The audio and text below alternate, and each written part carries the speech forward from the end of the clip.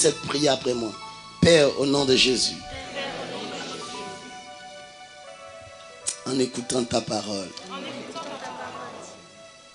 fais que je sois trouvé un enfant de Dieu pour la mettre en pratique. Au nom de Jésus. Amen. Vous allez me prêter vos oreilles? Je vais vous prêter ma bouche. Amen. Dieu vous bénisse. Alléluia. Alléluia. Ouais, avant de prêcher, je montre mes messages. C'est un vieux papier, hein? C'est pas en France ici, ça a commencé. Voilà. Hein? Il a dû le recopier, ça fait peut-être 3 semaines. Hein? C'est un bout de papier parce que c'est un vieux message. C'est à cause de la parole que j'ai à partager avec vous ce matin que je suis arrivé au Nigeria et c'était juste pour 3 semaines. Mais quand on a entendu ce message, toutes les églises des assemblées de Dieu, la plupart des églises évangéliques protestantes ou les églises pentecôtistes se sont mis ensemble et ils m'ont gardé à Lagos pendant 10 mois. Parce qu'ils voulaient écouter cette parole dans sa profondeur. Oh, j'aime les anglophones parce qu'ils aiment la parole. Ils ne sont pas comme certains parmi vous qui ont laissé la Bible à la maison pour venir ce matin. Ils aiment la parole. Et puis, j'ai essayé de faire quelque chose. Parce que cette parole a donné de l'équilibre à mon appel, à mon église. Et ça fait qu'aujourd'hui, je sers Dieu, mais très épanoui. Je vous ai dit à la veille ici que ça fait 30 ans que je suis sur les pupitres. C'est à cause de ça qu'on m'appelle le prince des pupitres. Et certains Ivoiriens m'appellent le père de la révélation. Parce que quand je te donne un message, il faut être sûr que tu ne l'as jamais entendu. Parce que si tu l'as entendu, c'est que c'est dans ma bouche. Ou bien quelqu'un m'a entendu prêcher, là, essayer de te parler un peu. Mais moi-même, je suis là ce matin.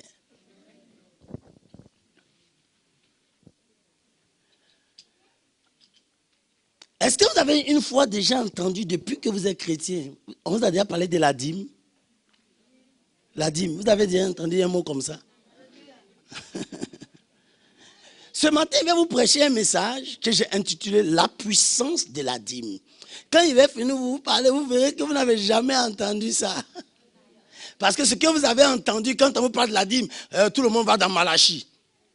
Malachie chapitre 3, apportez à la maison du trésor toutes les dîmes et les offrandes. Et vous verrez si je nous parle pour vous les écrire dessus. Je n'aime pas la tête de Malachie. Parce que c'est le prophète qui vous empêche de payer vos dîmes. C'est lui, Malachie, qui vous a fait une promesse et qui a dit, et vous verrez, si je n'ouvre pas pour vous les écluses des cieux, et si je ne répands pas sur vous la bénédiction en abondance. Alors, donc, quand tu payes, tu as dit, mais que tu ne reçois rien, alors tu ne payes plus. Tu dis, oh non, je n'ai rien vu. Écoute-moi bien, je ne suis pas venu négocier avec toi ce matin. Mais quand il va finir de prêcher ce message, jusqu'à ta mort, on ne peut pas te demander pardon pour payer ta dîme. Tu la payeras jusqu'à ta mort. Frère, parce que ce que tu vas entendre, si tu es un enfant de Dieu, tu la mettras en pratique. Ça n'a rien à voir avec les plaisanteries de Malachie.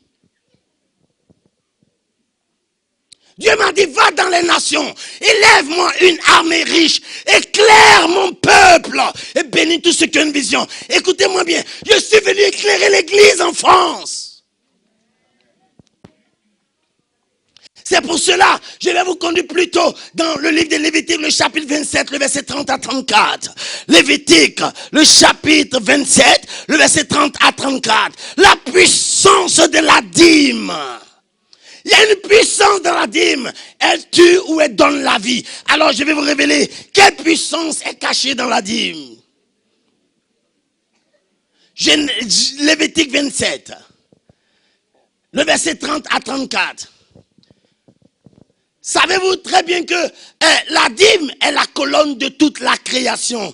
Et ignorer la dîme, c'est un suicide volontaire. La dîme est la colonne de toute la création. Ça veut dire que c'est sur la dîme que Dieu a posé l'histoire de la création.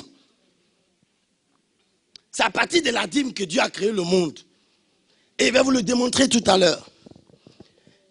Alors je fais la lecture dans Lévitique. Le chapitre 27, je lis à partir du verset 30. Regardez, tout à l'heure, quand je vous ai vu faire les offrandes, les dîmes, il a failli tomber malade. J'ai prié pour que le Seigneur me protège. J'ai vu que vous plaisantez en France ici. Quand on dit chez moi, on doit payer la dîme, tout le monde est devant. Il ne peut pas mentir que Dieu n'a rien fait pour lui dans la semaine. Tout le monde est debout devant le trône. Dit, je vais t'adorer, j'ai le désir. Tu connais adoration? Aujourd'hui, tu vas connaître adoration. Adorer Dieu. Tu sais ce que ça signifie? Quand ils ont fini d'adorer le Seigneur, la Bible dit, ils ouvrirent les trésors. Toi, tu as une fois adoré Dieu. Ils ont ouvert les trésors, les mages, quand ils ont adoré Dieu.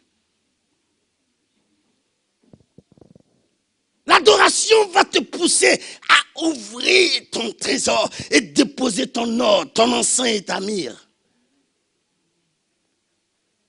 L'adoration a poussé Abraham à envoyer son fils jusqu'à l'autel pour vouloir l'égorger. Parce qu'adorer Dieu est un sacrifice.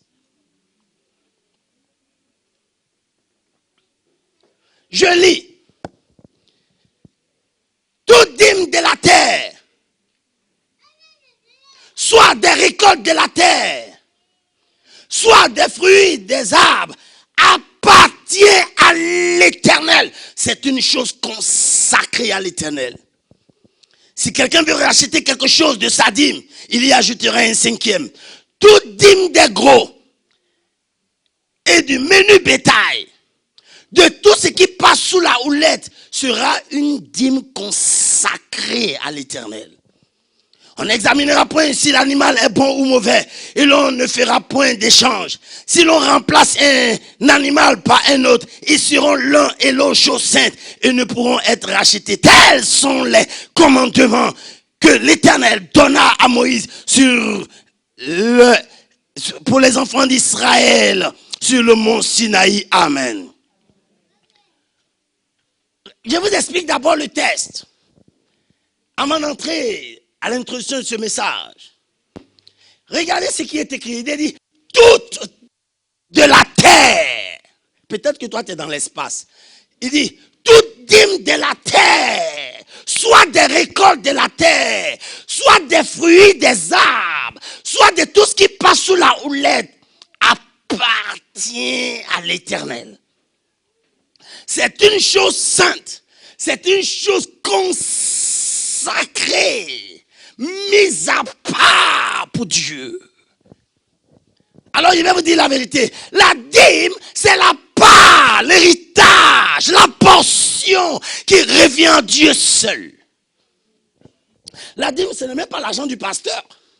Alors quelqu'un m'a dit un jour comme ça, pourquoi vous les pasteurs alors vous mangez la dîme? J'ai dit personne, aucun pasteur ne mange la dîme. La dîme appartient à Dieu. Et comme Dieu ne mange pas les choses physiques, il nous a donné l'appel, la caution.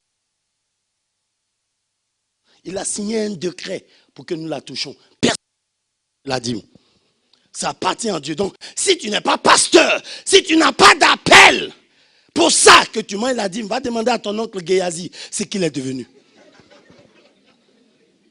Tu comprendras que les choses qui appartiennent à Dieu, on ne touche pas. Alors, dans le texte que nous avons lu, Dieu dit, toute dîme de la terre lui appartient. Maintenant, il dit, soit des récoltes de la terre, soit des fruits, des arbres. C'est-à-dire, dans tous les domaines de notre vie, Dieu dit, la dîme lui appartient.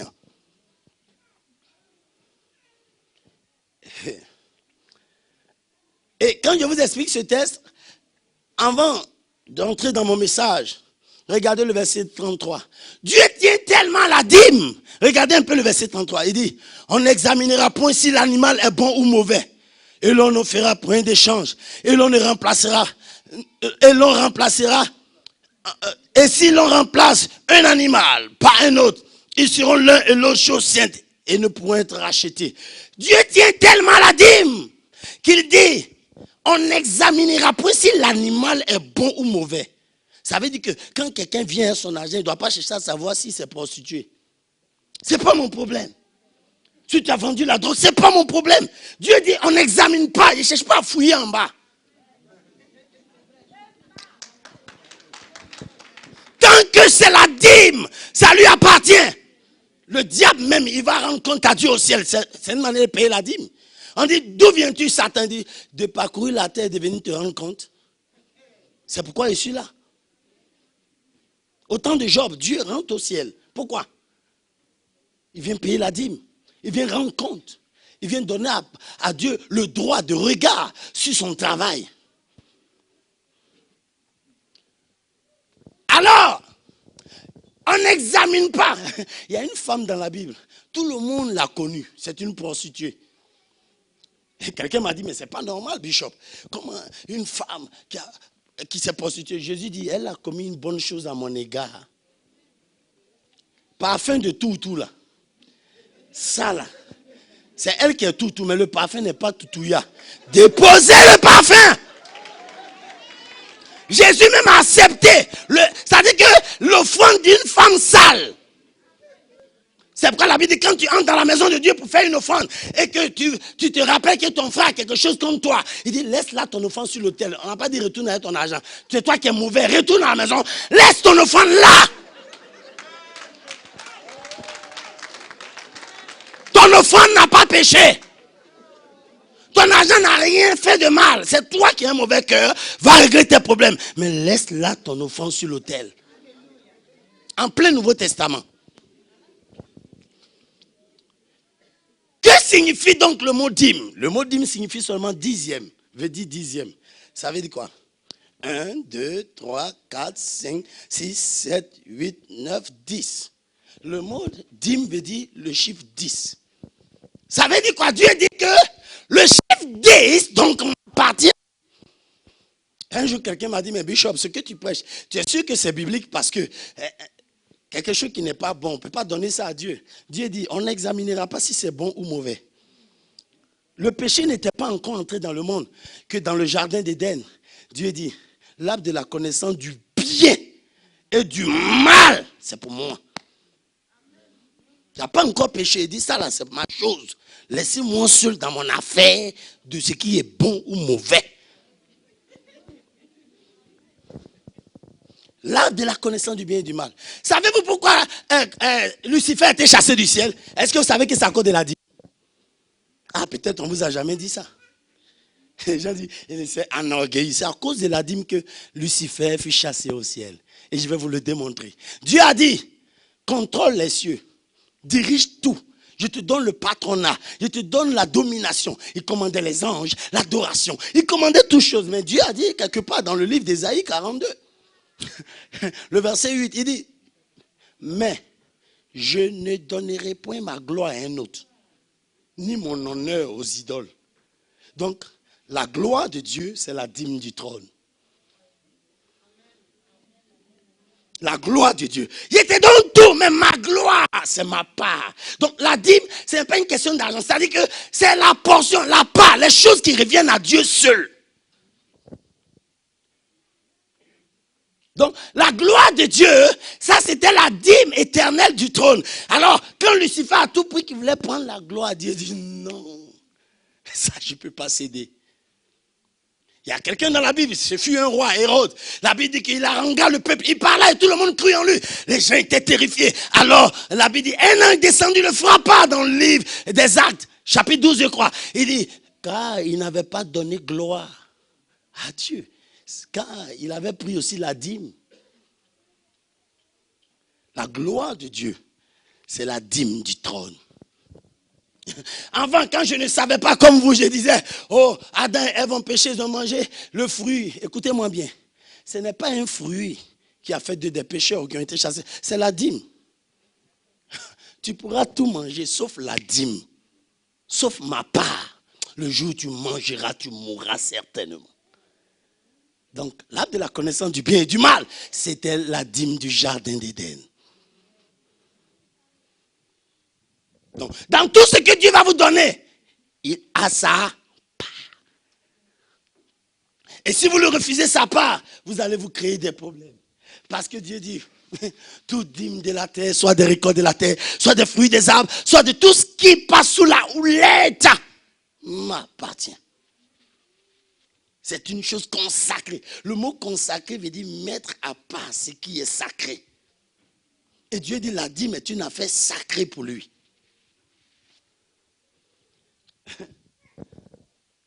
Alors, suivez-moi bien.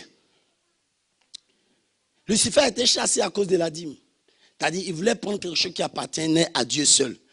Et aussi, Adam a été chassé avec sa femme parce qu'ils ont pris ce qui appartenait à Dieu.